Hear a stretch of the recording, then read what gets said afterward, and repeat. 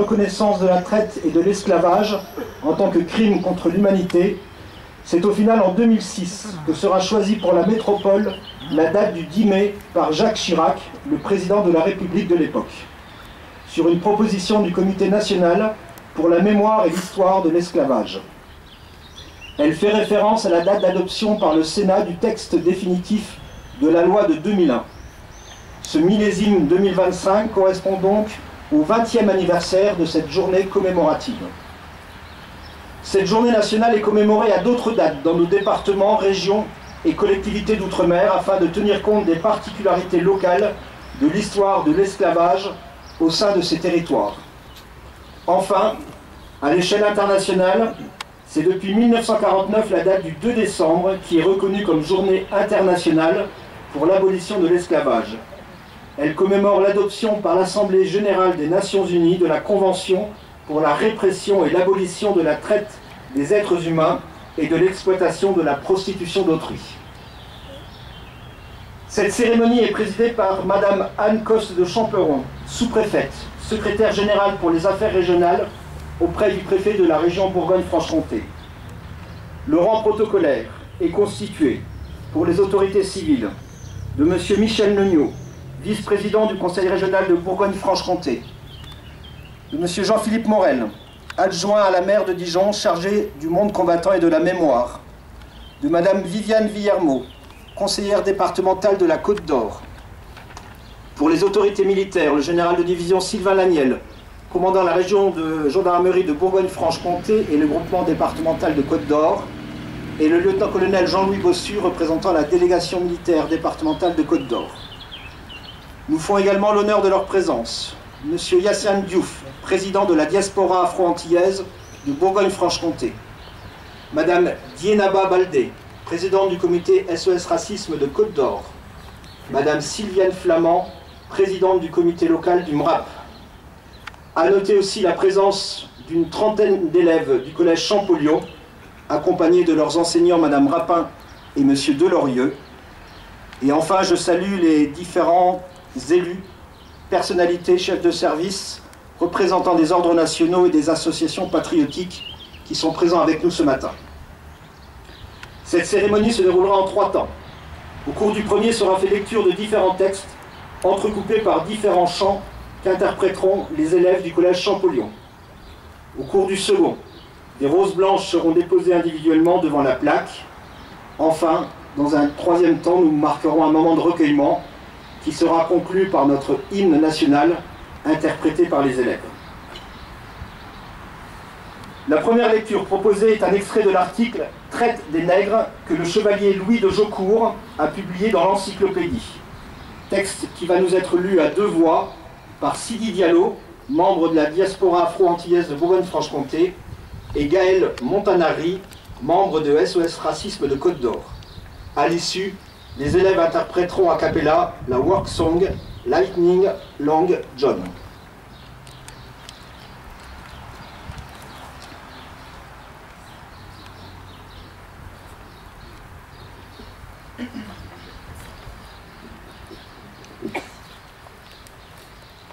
Contre la traite des Noirs, l'article Traite des nègres par le chevalier Louis de Jaucourt dans l'Encyclopédie. Traite des nègres, commerce d'Afrique. C'est l'achat des nègres que font les Européens sur les côtes d'Afrique pour employer ces malheureux dans leurs colonies en qualité d'esclaves. Cet achat de nègres, pour les réduire en esclavage, est un négoce qui viole la religion, la morale, les lois naturelles et tous les droits de la nature humaine. D'un autre côté, aucun homme n'a droit de les acheter ou de s'en rendre le maître. Les hommes et leur liberté ne sont point un objet de commerce. Ils ne peuvent être ni vendus, ni achetés, ni payés à aucun prix. Il faut conclure de là qu'un homme dont l'esclave prend la fuite ne doit s'en prendre qu'à lui-même, puisqu'il avait acquis à prix d'argent une marchandise illicite et dont l'acquisition lui était interdite par toutes les lois de l'humanité et de l'équité. On dira peut-être qu'elles ne seraient bientôt ruinées, ces colonies, si on y abolissait l'esclavage des nègres. Mais quand cela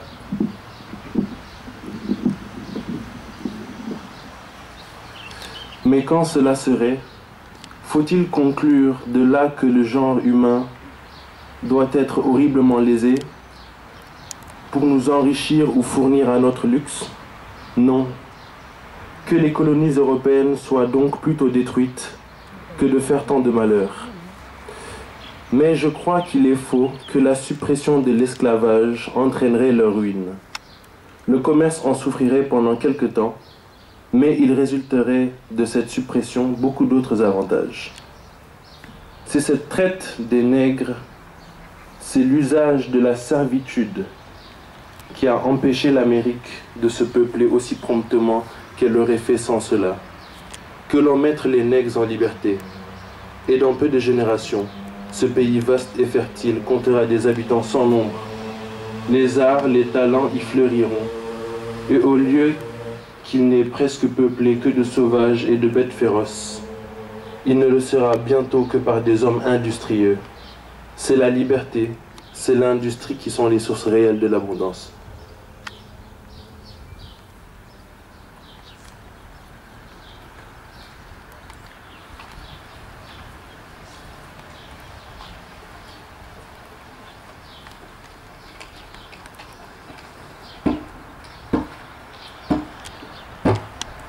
His long boat, his long gun, his long boat, his long gun, his long boat, his long gun. Well, it had me sad, what the word they say, I could sit at home, and I wrote this day, well, if I was running around. First thing I know, I was jailhouse bound. Well, I got in there, with my passport out. When I'm in a pen, and I can't get out. His long gun, his long gun, his long gun, his long gun, his long gun. It's long gun, a long gun. Well, it's on me. It's a pair of shoes. Was a funny shoes.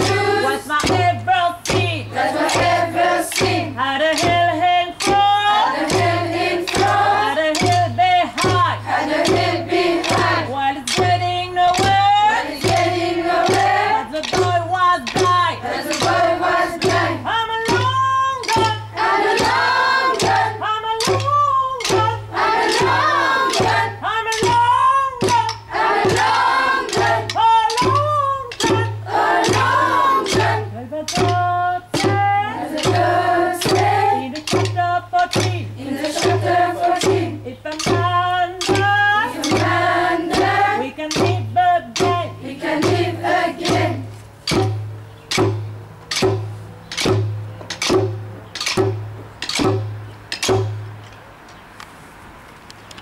À l'issue, les élèves interpréteront Everybody Sings Freedom.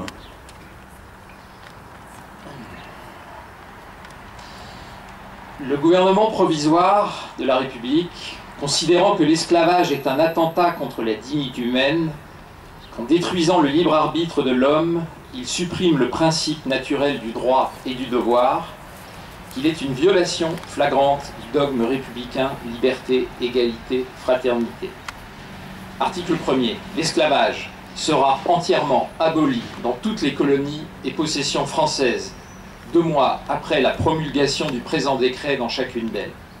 Gouvernement provisoire de la République française, décret d'abolition de l'esclavage du 27 avril 1848.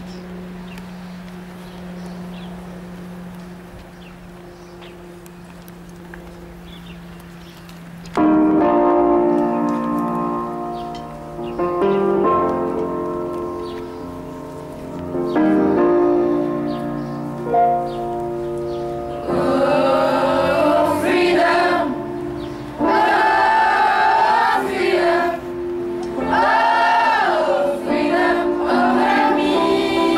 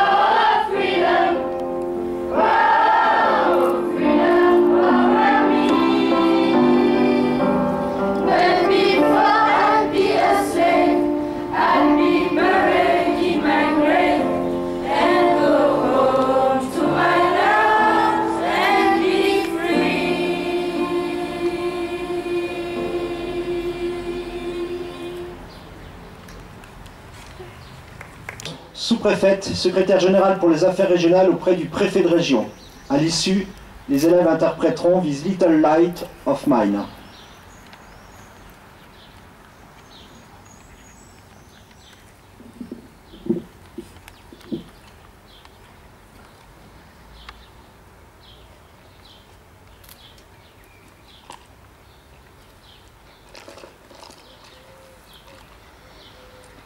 Chaque année, le temps des mémoires est l'occasion pour la nation de se souvenir de la place qu'occupe l'esclavage colonial dans notre mémoire nationale. Cette période rassemble l'ensemble des dates que, par la volonté du législateur, la République a dédiées à cette page de notre histoire nationale. Le 10 mai, la Journée nationale des mémoires de la traite, de l'esclavage et de leurs abolitions est ainsi l'occasion de rappeler que, par le vote de la loi du 21 mai 2001, la République française a reconnu que la traite négrière transatlantique ainsi que la traite dans l'océan Indien d'une part et l'esclavage d'autre part, perpétrés à partir du XVe siècle aux Amériques et aux Caraïbes, dans l'océan Indien et en Europe contre les populations africaines, amérindiennes, malgaches et indiennes, constitue un crime contre l'humanité. Cette journée nationale est aussi l'occasion de rappeler le rôle que les combats pour son abolition ont joué dans la construction de nos valeurs républicaines de liberté, d'égalité et de fraternité. Elle nous invite à saluer l'engagement de celles et ceux qui, sous la Révolution, se sont engagés contre l'esclavage, l'abbé Grégoire ou Olympe de Gouges en métropole, Toussaint Louverture ou Marthe-Rose Totto dans les colonies de l'époque, ainsi que des grandes voix de l'abolition qui, après le rétablissement de l'esclavage par Napoléon Bonaparte, ont ensuite mené le combat pour l'abolition définitive jusqu'au décret du 27 avril 1848, depuis le Martiniquais Cyril Bissette jusqu'à Victor Schœlcher. Le 23 mai, la Journée nationale en mémoire des victimes de l'esclavage est l'occasion de rendre hommage aux 4 millions de personnes qui, pendant plus de 2 siècles, ont été victimes de ce crime contre l'humanité dans l'espace colonial français. Hommes, femmes, enfants, capturés en Afrique pour être déportés et réduits en esclavage dans les colonies ou nés sur place sous l'empire du Code noir, elles et ils ont contribué par leur travail à la prospérité de la France et n'ont cessé de se battre pour préserver, par tous les moyens, leur humanité bafouée. Cette année, le temps des mémoires est l'occasion de nous souvenir plus particulièrement de la résistance des femmes au temps de l'esclavage. Malgré l'exploitation inhumaine et les violences physiques, sexuelles et psychologiques dont elles faisaient l'objet, les femmes esclaves ont résisté de multiples manières à leurs conditions.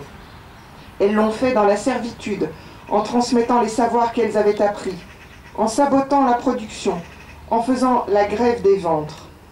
Elles l'ont fait dans le marronnage, donnant naissance à des figures de femmes fortes et libres dont la mémoire populaire a conservé les noms. Eva à La Réunion ou Claire en Guyane. Elles l'ont fait en rejoignant les révoltes et les insurrections, combattantes de la liberté générale comme Sanit Belair à Saint-Domingue, Haïti, ou Marthe-Rose Totto en Guadeloupe. Elles l'ont fait en solidarité lorsque, comme Germaine de Staël, elles ont soutenu le combat abolitionniste en métropole. Après 1848, elles l'ont fait en prolongeant les combats de l'abolition par ceux jamais achevés pour la liberté réelle, pour l'égalité réelle et pour une fraternité réellement universelle qui rassemblerait tous les particuliers sans les nier, pionnières de la négritude comme les sœurs Nardal ou Suzanne Roussy-Césaire. Elles l'ont fait enfin par les arts et la littérature, à l'image de l'écrivaine Marie Scondé, disparue il y a un an, qui fut la première présidente du Comité pour la mémoire de l'esclavage et à laquelle le président de la République a rendu l'hommage de la nation le 15 avril 2024. Elles continuent de le faire aujourd'hui et leur combat est celui de la République comme de l'humanité entière lorsqu'elles luttent pour les droits des femmes exploitées sexuellement, mariées de force ou soumises au travail forcé, lorsqu'elles se battent contre le racisme et les discriminations, lorsqu'elles revendiquent la libre disposition de leur corps en France comme partout dans le monde, ou lorsqu'elles chantent.